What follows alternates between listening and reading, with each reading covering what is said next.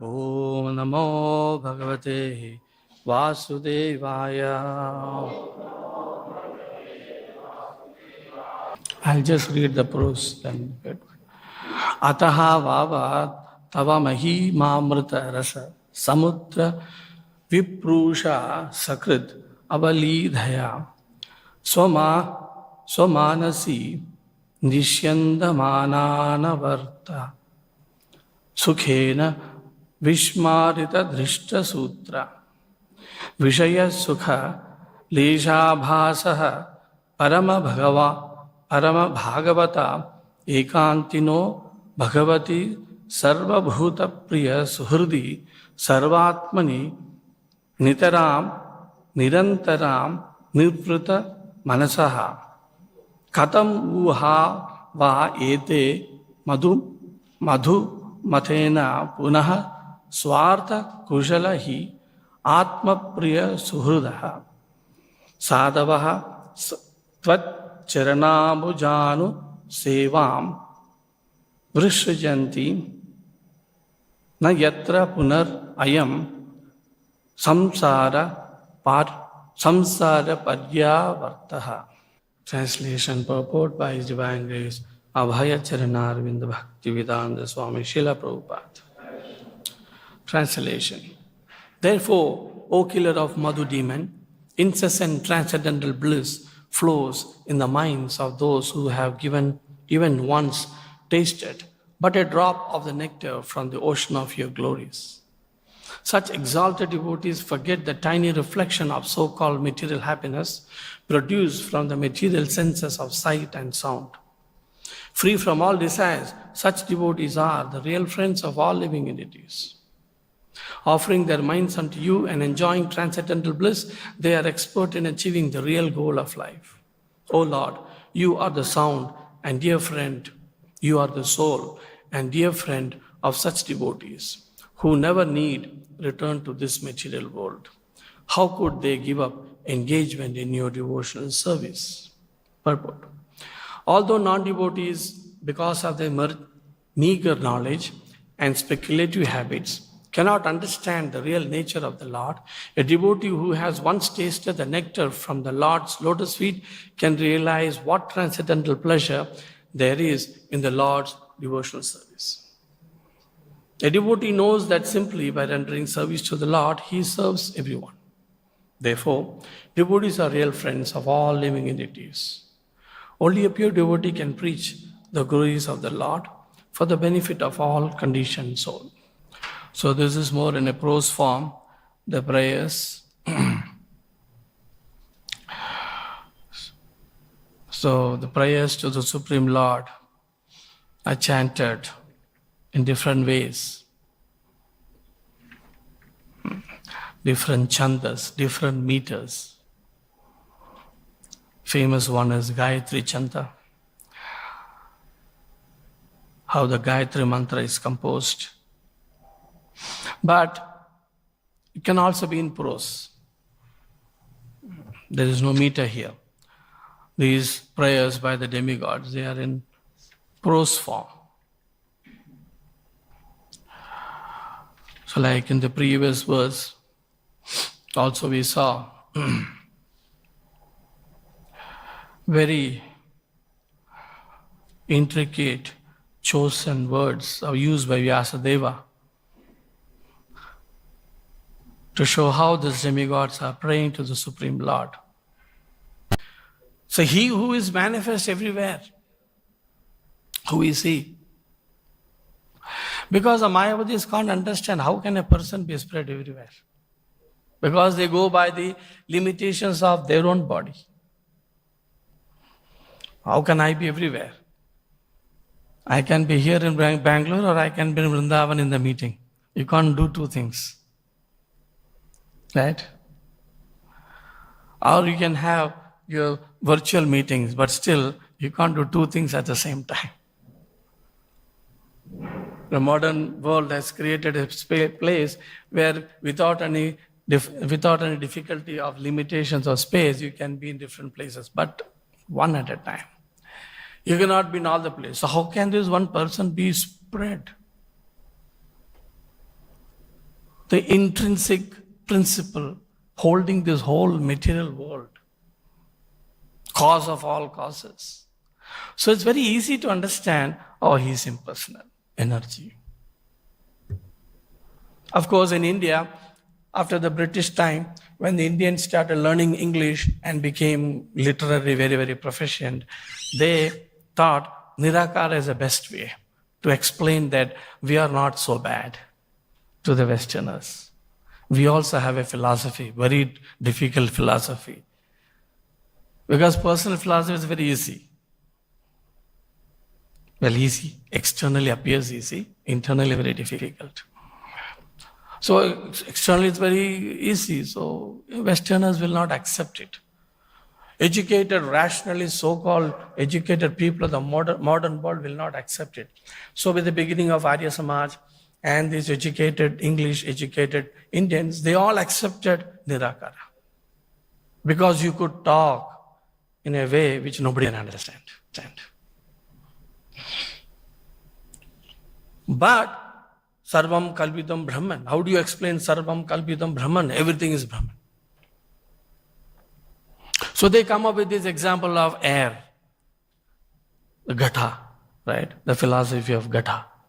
Air within and air without. Break the Gatha, air becomes same. So Sarvam Kalvidam Brahman. All these limited forms are like the Gathas.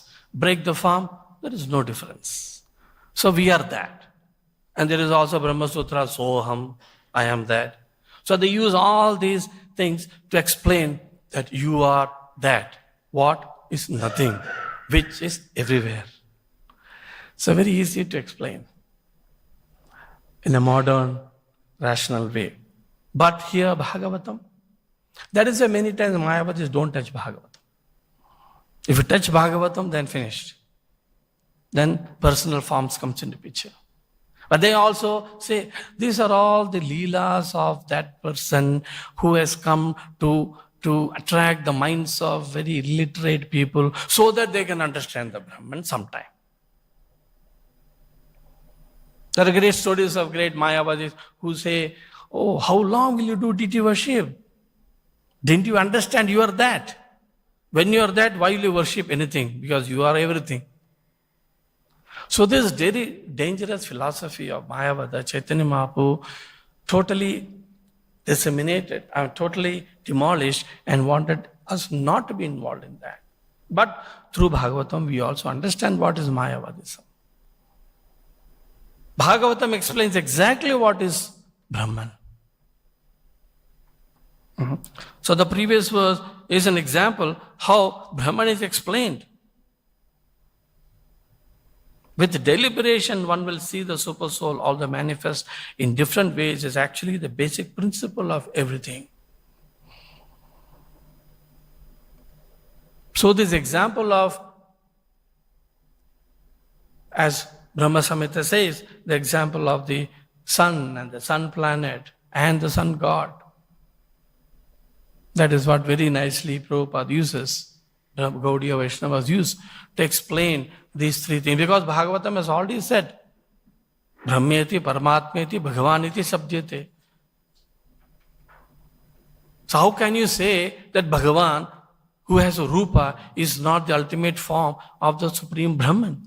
Brahmeti, Paramatmeti, Bhagavaniti Sabdyate. The Supreme Brahman, it can be called in these three things. How do you forget the Bhagavan portion of the Brahman? Or how can you forget the Paramatma portion of the Brahman? Yes, Brahman is everywhere. There is nothing existing in this world other than Brahman. But there is also localized form called Paramatma. And there is also the very personalized form called Bhagavan, who has his emotion, who has all the varieties in him. Now this the Mayavadis cannot understand. So they would say that no. So Bhagavatam, you cannot escape personalism from Bhagavatam. Everybody considers Bhagavatam is very postgraduate. So it's a senior understanding. Bhagavad Gita, Puranas are primary understanding. Even Vaishnavas say Bhagavatam is little difficult to understand. And they have this concept of Nalikera Paka and Drakshya Paka. right? If you are very hungry, very easy to make is drakshya paka. They use this example to understand how difficult Bhagavatam is compared to Puranas, other Puranas. Other Puranas are all drakshya paka. What is drakshya paka? It is a preparation made out of grapes. If you are hungry, buy some grapes. Modern days, buying grape is dangerous. But at least, generally, buy grapes, right? Just wash it, mix some honey, sugar, and ghee. Very nice. Immediately, you can eat, offer it, and eat. Very easy to make. But Bhagavatam is not that easy. Bhagavatam is compared to Naligara Paka. What is Naligara Paka? Coconut. Made out of coconut. If you are hungry, first you have to hunt for a coconut tree, climb the coconut tree, pluck the coconut. Cutting is more difficult, breaking is difficult, grinding is even more difficult, and then you can mix it with honey and ghee and sugar. Very difficult. So Bhagavatam was always considered very difficult to chew.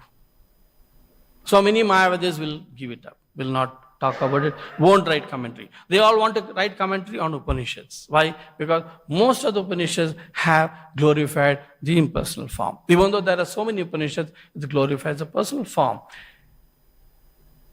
Ishavasya Upanishad, so many Upanishads talks about the Supreme Brahman, talks about Krishna. When Gopal Bhatta Goswami was writing the Shatkriya Saradipika, the different rituals which Vaishnavas should follow, because the Shaivites are more on rituals. When there is nothing much to talk about the Supreme Lord, then you do more rituals.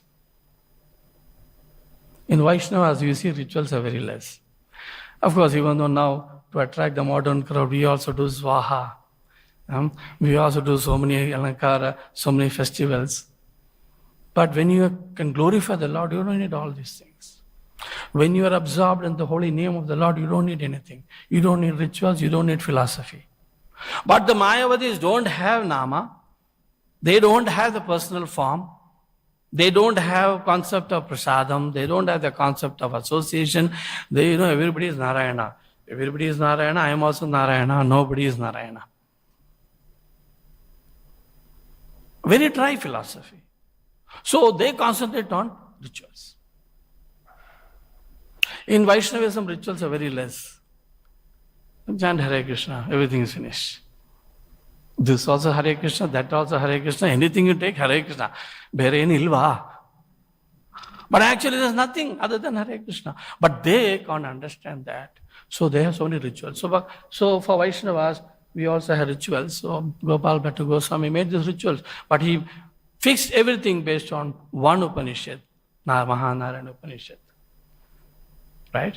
Where everything is concise on Krishna. Akara, Ukara, Makara, Iti. Brahmanyo Devaki Putro, Brahmanyo Madhusudano. Very clearly explains the position. Who is this Brahman? He is Om. He is A. He is U. He is Ma in Om. There is nothing beyond A, U, Ma. Right? Om. Om is concise form of every sound possible in this world. And people who play musical instruments, they know. And Sapta Swaras you have, right? Sa, Re, Ga, Ma, Pa. And that Sa, Pa, Sa is fixed. You can't change it. And that represents A, U, Ma. And all the 7 swaras are within this. It may change. What do you call that? Octave, na? Octave. Okay. It changes. But there's nothing more than, there's no 8th swara, there's no 9th swara. You make any sound in this world. Concise form, Om. But who is that Om? Brahmanyo Devaki Putro, Brahmanyo Madhusudana. So he based the entire aspect of rituals based on Mahanarayana Upanishad, where all the demigods, everybody is removed, and only Krishna and the Vishnu Tattvas, everybody is put in place. So we also have rituals. But in the rituals, that person, that supreme person, that Brahman who is who is everything, he is worshipped, and nobody else. So the Mayavadis, they stick to this Brahman, but they don't want to go into the Supreme Lord. So here it's very clearly said that demigods are worshipping Krishna, the Supreme Lord. And who can worship Krishna? He who very clearly explained.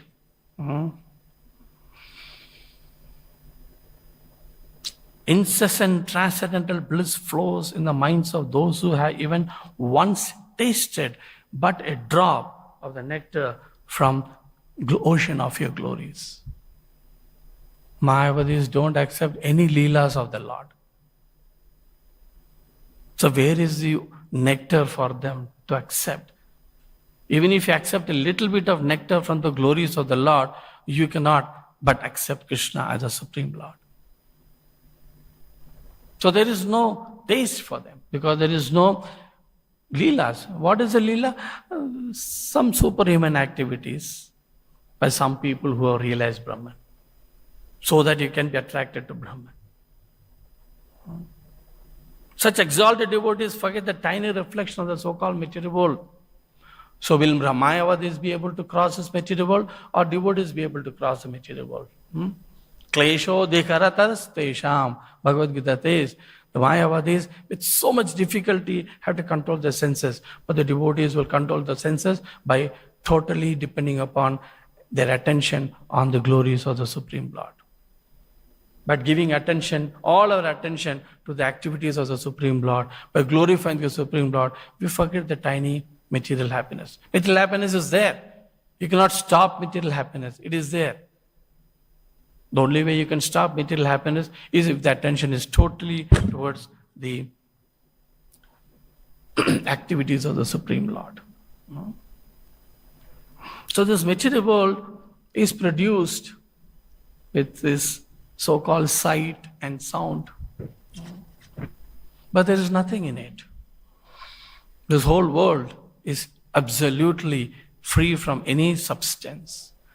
So what forms do we see? What sounds do we hear? All created by the material, good and bad, material dualities. It has no substance. Knowing that this material world has no substance, the Supreme Lord is only underlying principle. So the devotees have nothing to do other than just surrender to the Supreme Lord, who is the cause of all these material sounds. You hear bad sounds about yourself. You hear good sounds about yourself. A devotee is supposed to not be attracted to the bad or good. Why? Both are bad. The only sound good in this material world is a sound which glorifies the Supreme Lord. So the dualities of this material world, fame, infame, good, bad, glorification, chastisement, profit, loss, all the dualities in the material world is crossed by the devotees very easily by knowing that both of these are nothing but creations of the reflection of the Lord, but the Lord is the Supreme Person, and my connection with Him is all that matters in this material world. So with that strong philosophy, a devotee crosses gradually he crosses all the dualities. Profit is there? Good. Loss is there? Good. I am glorified? Good. I am not glorified? Very good. Because he knows everything is a creation of this material world. There is no value in your glorifying somebody or not glorifying. But you glorify the Supreme Lord, you glorify the devotees of the Supreme Lord, because the Supreme Lord is eternal. The devotees are also eternal, pure devotees. Who are the pure devotees? Very clearly mentioned here. What do? Offering their minds unto you and enjoying the transcendental bliss. That is pure devotee. A pure devotee's mind is nowhere other than the lotus feet of the Lord. You go and glorify Him, no value for Him. You go and offend Him, no value for Him. Why? All these are prakriti kriyamanani. Creations of the three modes of material nature. Material nature works in these three ways. Sometimes it will be goodness, sometimes it will be passionate, sometimes it will be tamasic. If I identify with any of these three, I get stuck. Devotees don't identify with any of these three because they only identify with the supreme good, Shuddha Sattva. So Lord's position is Shuddha Sattva. Because the Lord's position is Shuddha Sattva, sometimes Mayavadis think that, he is beyond goodness, beyond passion, beyond ignorance. So no form, no qualities. He is neither good nor bad. Right? He is neither black nor white. Why are you saying Krishna is black? They do not know a status beyond goodness, passion and ignorance. They do not know a world beyond all these things. They do not know a world beyond time. They do not know about the world beyond these three modes.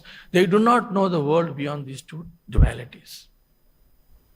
So they will say, Sarvam Kalvidam Brahman, nothing has value. So that philosophy is a very dangerous philosophy because that philosophy can bring into close to materialism. Anyway, there is nothing. So what is the problem if I enjoy? What is the problem if I don't enjoy? Anyway, there is nothing. So finally, they all will fall into this trap of nothing wrong in enjoying. But the devotees don't fall in this trap of enjoying material world because he knows if I enjoy this material world, I will never be able to enjoy a world beyond this material world. He has got a little bit taste of that, that comes with faith, that comes with the mercy of the Guru and Krishna. Somehow you get a little bit of seed of tasting that Lord. Then he wants to know more about the activities of the Lord. He wants to know more about the world of the Lord. What is his Lord? What is his world? What is his nature? So Krishna says in Bhagavad Gita, anybody who understands my janma karma, he is beyond this material world. Because the janma karma of this material world has no value. Janma karma of me in the lila form, beyond the time, beyond the control of the material world, has a reality. So very easily devotees switch his mind from material world to spiritual world.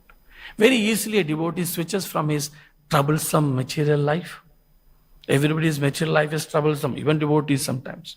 Why? Because that is going by the current momentum of this material world. Once touching this material world, you will have to either enjoy or suffer. So that residue is going on. He only knows there's a residue going on. I have nothing to do with that.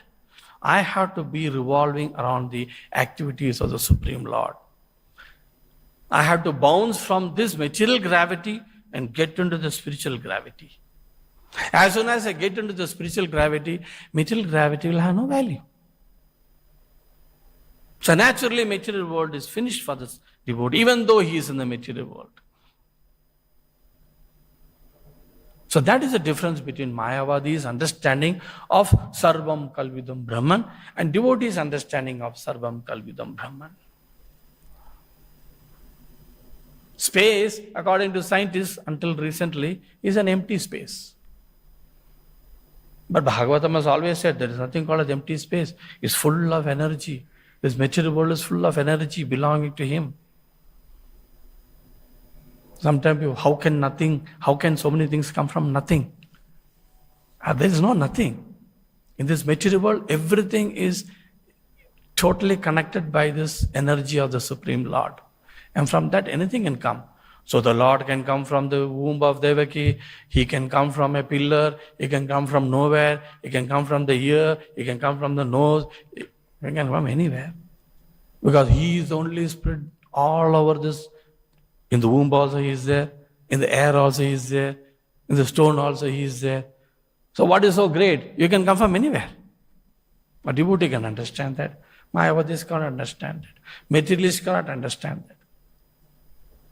So if we are free from these two things, addicted to material enjoyment or addicted to this philosophy of Mayavada, we can enjoy the Supreme Lord. Hence Mayavada Katha is Sarvanash. If somebody is hearing Mayavada, life is finished, according to Chaitanya Mahaprabhu. But we understand Mayavada. So the Supreme Lord's existence is so sublime. A devotee slowly by doing devotional service, by chanting the holy name of the Lord, by trying to be free from this material contamination, slowly he realizes this truth of this material world. When he knows that Lord is the truth and he is cultivating love, what is devotional service? What is sadhana bhakti? What is that we are all trying to do here? We are not here just to build some temple, just to do some big talk, just to become, known well. No. We are here only for one purpose. What is the purpose? Devotee with the specs. What is the purpose? That is there. Easy to answer any question. We are here to gradually develop love for Him. So, in one step, one track, we are trying to build up love for the Supreme Lord. Another track, we are trying to give up material life. A strong rail to go to the destination, call back to Godhead. For us, in ISKCON devotees, going back to Godhead has become like going to the market and coming, Very simple, going back to Godhead. But what is the value of that statement, going back to Godhead? Prabhupada has made this very simple, go back to Godhead. So we sometimes think, very simple, I'm going back to Godhead. So, all the difficulties, of course, in the beginning stage, it's very easy to say. After 10 years, you will know how difficult it is to go back to Godhead. So, going back to Godhead, all these statements Prabhupada has given to show us how simple this process is. At the same time, he has told how simple you have to be to make it, to understand this process is simple. Because we are not simple, we think this process is very, very complicated. But it is simple. But one thing is guaranteed in this process is that today or tomorrow we will achieve. Because it's a question of only giving up material things. And giving up material things is directly proportionate to how much you have taste in Krishna. So every day, morning till evening, we are trying to get taste in Krishna and give up taste in material life. So you have to reach that. So Prabhupada has very confidently said that you will go back to Godhead. Because once you get into this Bhagavatam philosophy, there is no turning back. It's very difficult to go away from Bhagavatam because you have tasted a little bit. It will always come back. Just like, these birds near the shore, but they are not in the land. The only shelter is a boat or a ship. They fly, they come back to the boat. They go, fly, come back to the boat. But there's no land for them to land. Same way, for a devotee who once tasted Krishna consciousness, there's no more land for him. He has to come back to Krishna consciousness. Sometime or the other. So Bhagavatam so nicely describes these words, Vyasadeva's chosen words. We had to deliberate on these words. By deliberating on the words of Bhagavatam, we deliberate on the Supreme Lord. And as last verse says, with deliberation one will see. That is what the last verse says. With deliberation one will see that the Super Soul is existing everywhere. So if we have to see that, we have to deliberate. On what do we deliberate? We deliberate on each and every word of Bhagavatam. That is why when we read Bhagavatam, we read the verse, we read the word-to-word meaning, then we read translation and the purport. Why? Because every word is so nicely constructed by Vyasadeva. So Bhagavatam is the way, is the process.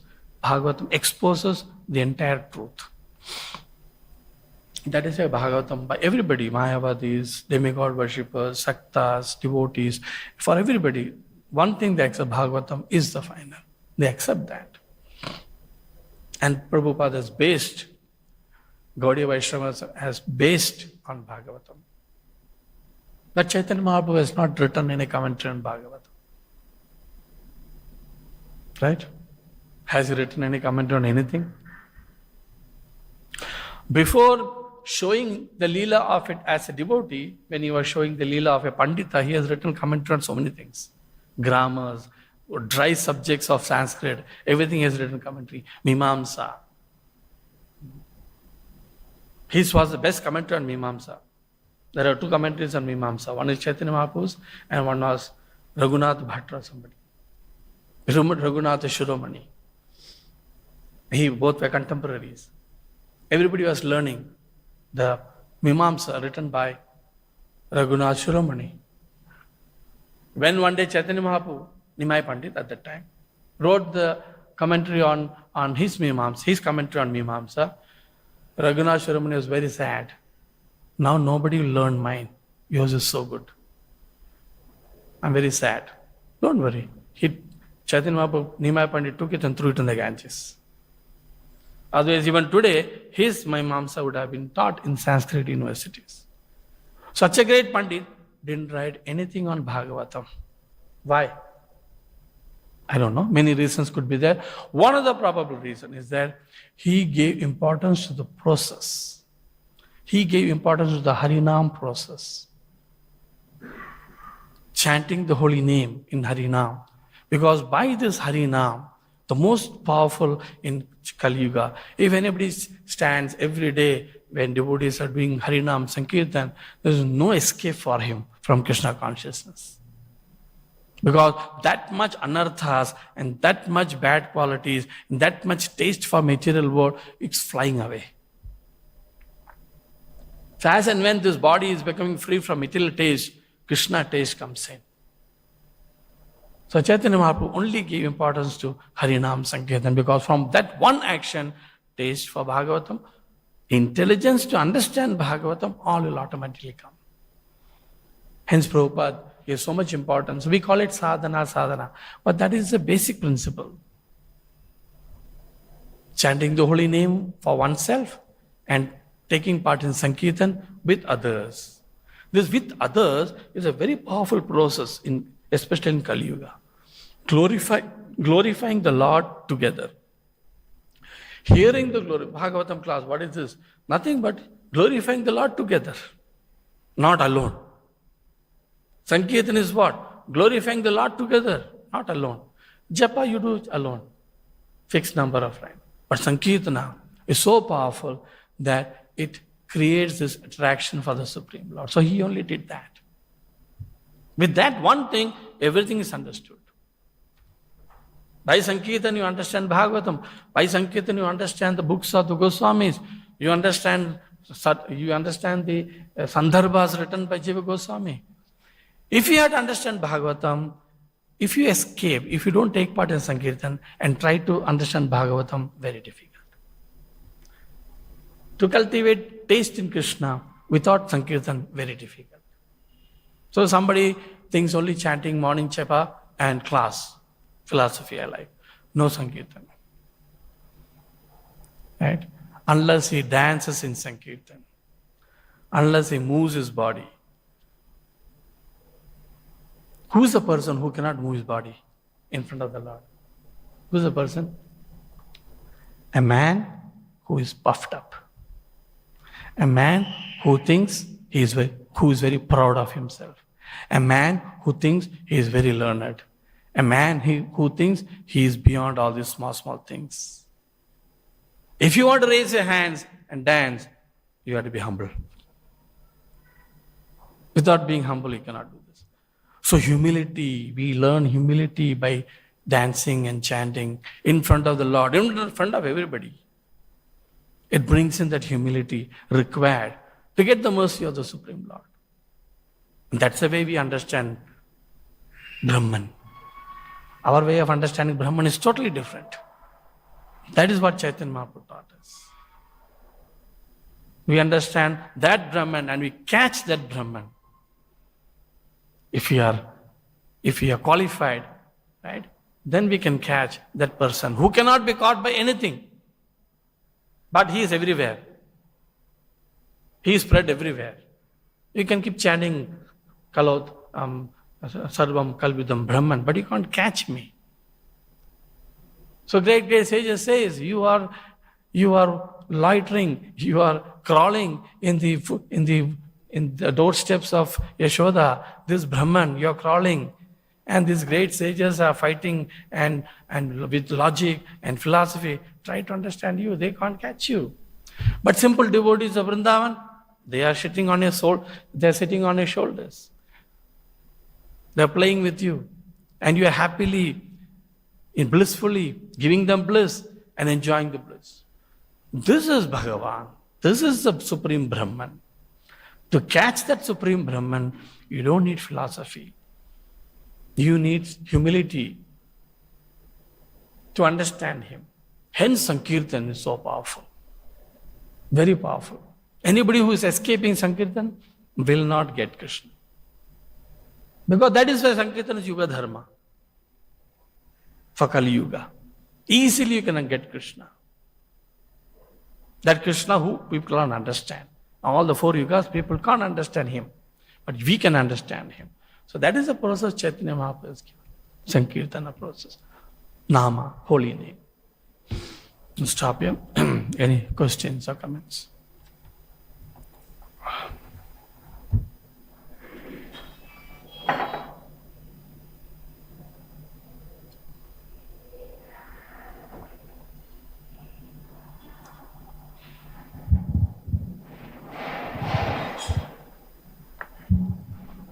Hare Krishna, Prabhu. Prabhu, we read and hear more about the importance of reading, japa, service.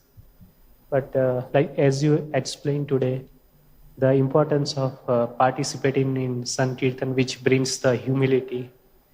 So can you just tell some guidelines how to develop that attachment to participate in Sankirtana? How to develop attachment to participate in Sankirtan.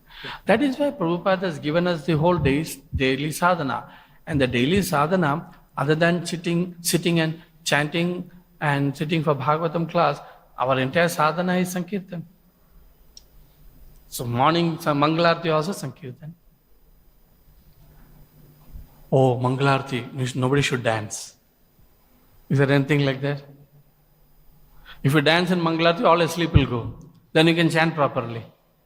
If you don't dance in Mangalarti, you will be still sleepy when you chant. So our daily sadhana is Sankirtan.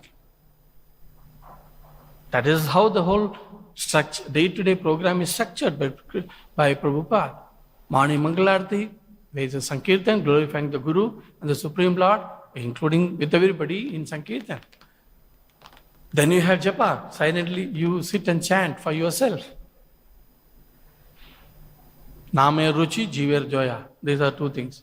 Develop ruchi for nama by chanting yourself and develop jiver doya in Sankirtan. Then you have your daily work. Then you have aratis. Then your evening Prabhupada want everybody to come and chant. Sandhya arati. Not attending Sandhya arati is not good. Most important for a bhakta's life is Sandhya arati. Evening, sandwich. Whole day trying to work and serve. When you try to work and serve, in the beginning stage, in our stage, we become contaminated. Because we're working with matter, right? This thing, that thing, my idea, your idea, all these things. Evening, finish, come back, Sankirtan again. Sandhya arati, right? Bhagavad Gita class, evening. Drinking milk. Then Krishna stories. This is Prabhupada's system of closing the day. So if every anga of this is followed, that is the process to develop taste for Sankirtan. Because sadhana is Sankirtan. That is why we say don't miss sadhana. It's not that, okay, you're sadhana, sitting and you're meditating. No. Running around and dancing, no. That is a sadhana, you should not escape. So the whole day is molded on Sankirtan only. So that itself, we get used to that, and gradually taste will come. Gradually, because people come and stand like this, right, in the beginning time. Slowly hand will go down, slowly hand will go up, slowly hand will move, slowly leg will move, then he'll dance. Finished. Ho gaya. So keep continuing that. We have to lighten ourselves from our burdened karmas. Karma is very heavy. Very heavy karma. All this self-glorification, puja, pratishtha, labha, comparing, important, not important. Everything vanishes in Hari Bol chanting and dancing. So that is our sadhana. So from